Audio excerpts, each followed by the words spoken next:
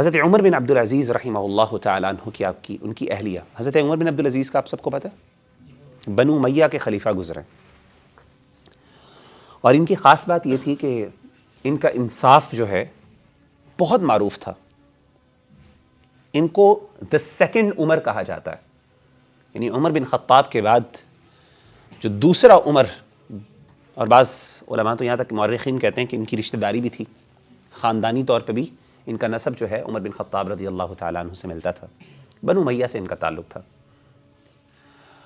عمر بن عبدالعزیز رحمہ اللہ تعالیٰ عنہ کی زندگی بہت شاہانہ تھی، بہت عیش و عشرت سے زندگی گزارتے تھے، اور لوگ باقاعدہ مثالیں دیتے تھے عمر بن عبدالعزیز کے لائف سٹائل کے بارے میں. ایکسٹریم لگژری، جس طرح ایک بلینئر کی زندگی ہوتی ہے اور جس کے اوپر ویلاگز بنتے ہیں، باقاعدہ لوگ کہتے ہیں کہ جی آئے دیکھیں اس کی نیٹ ورتھ کتنی ہے، اور یہ ساری چیزیں دکھاتے ہیں، اس کا مینشن کیسا ہے، اس کے کپڑے کیسے ہیں، اس کا رہن سہن کیسا ہے. عمر بن عبدالعزیز کی مثالیں اس طرح دیا کرتے تھے. لیکن جب اللہ تعالیٰ نے خلافت کی ذمہ داری آپ کے اوپر ڈالی، اور یہ سبحان اللہ بڑا خوبصورت امتزاج تھا، میں حیران بتاؤں. ایک طرف ایک بندہ اس لیول کا، یعنی اس لیول کی لگژوریس لائف کو گزار رہا ہے، اور آن دی ادر ہینڈ اتنی نیکی ہے، اتنا نیک ہے کہ جس طرح ان کی لائف سٹائل کی مثالیں دی جاتی تھی، ان کی نیکی کی مثالیں دی جاتی تھی. یعنی ایسا زبردست کمبینیشن ایک بندے کے اندر کہ دنیا کی ہر نعمت اس کے پاس ہے، اور اللہ کا بھی اتنا نیک بندہ ہے، اتنی عاجزی، اتنی انکساری اور اتنی عبادت اس لیول کی کہ that was actually an exemplary form of worship. یہ ایسی کمبینیشنز بہت مشکل سے ملتی تھی. تو عمر بن عبدالعزیز کی خاص بات تھی. بہت سے واقعات ہیں، انشاءاللہ کبھی موقع ملا تو میں آپ کو عمر بن عبدالعزیز رحمہ اللہ تعالیٰ عنہ کے نا زندگی کو ہم باقاعدہ اسٹڈی کریں گے انشاءاللہ کہ what was so different about him. لیکن ایک چیز میں آپ کو ایک بتانا چاہتا ہوں عمر بن عبدالعزیز کے بارے میں. عمر بن عبدالعزیز رحمہ اللہ تعالیٰ عنہ کی جو اہلیہ ہیں نا، ان کا نام تھا فاطمہ بنت سلمان. حضرت عمر بن عبدالعزیز رحمہ اللہ تعالیٰ عنہ سے پہلے جو خلیفہ تھے ان کا نام تھا سلمان بن عبد الملک. بہت سی بنو امیہ سے غلطیاں بھی ہوئیں، لیکن ان سے ایک بہت بڑی نیکی ہوئی جو مورخین کہتے ہیں، وہ یہ تھی کہ انہوں نے اپنے بعد عمر بن عبدالعزیز کو چوز کر لیا ایز اے خلیفہ. نہ صرف خلیفہ بنایا، اپنے بعد چوز کیا، بلکہ اس کے ساتھ ساتھ اپنی بیٹی بھی ان کے نکاح میں کر دی. تو فاطمہ جو تھیں وہ خلیفہ کی بیٹی تھی.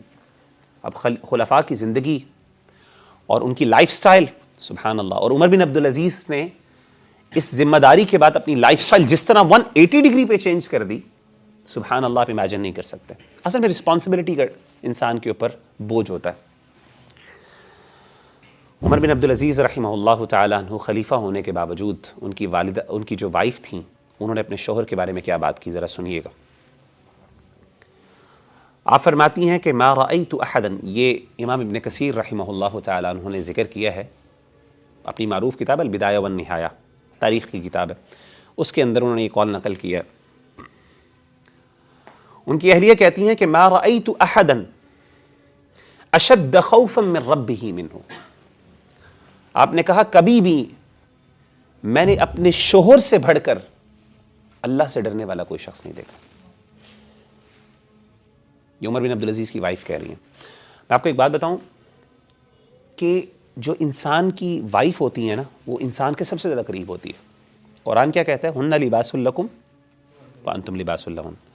ایک دوسرے کے لیے لباس ہوتے ہیں. لباس کا مطلب یہ ہے کہ ایک دوسرے کے جو عیوب ہیں، بہت سے مطلب ہیں، اس کے معنی ہیں، لیکن ایک مطلب یہ ہے کہ انسان ایک دوسرے کے عیوب کے اوپر پردہ رکھتا ہے. میاں بیوی ایک دوسرے کے عیوب کے اوپر ان کی جو ویکنیسز ہوتی ہیں ان کو کور کرتے ہیں، جس طرح ایک لباس کور کرتا ہے انسان کے جسم کو. انسان اپنے ماں باپ سے بھی چھپا سکتا ہے، بڑا کچھ چھپاتا بھی ہے، شادی کے بعد تو خاص طور پہ.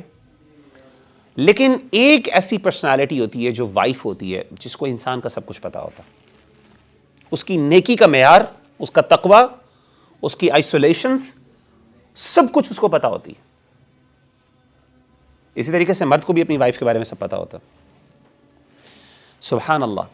آپ امیجن کریں کہ ایک بندہ اس لیول کے اوپر ایگزمپلری لائف سٹائل گزار رہا ہے، اس کی آئسولیشن اتنی پاک ہے کہ اس کی بیوی کا یہ کہنا ہے کہ میں نے اپنی زندگی میں اپنے شوہر سے بڑھ کر اللہ سے ڈرنے والا کوئی شخص نہیں دیکھا.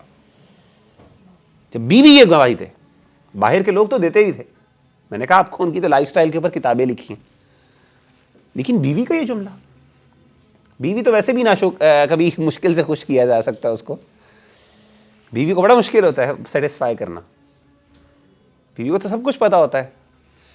لیکن آپ امیجن کریں کہ اس شخص کا معیار کیا تھا زندگی کا.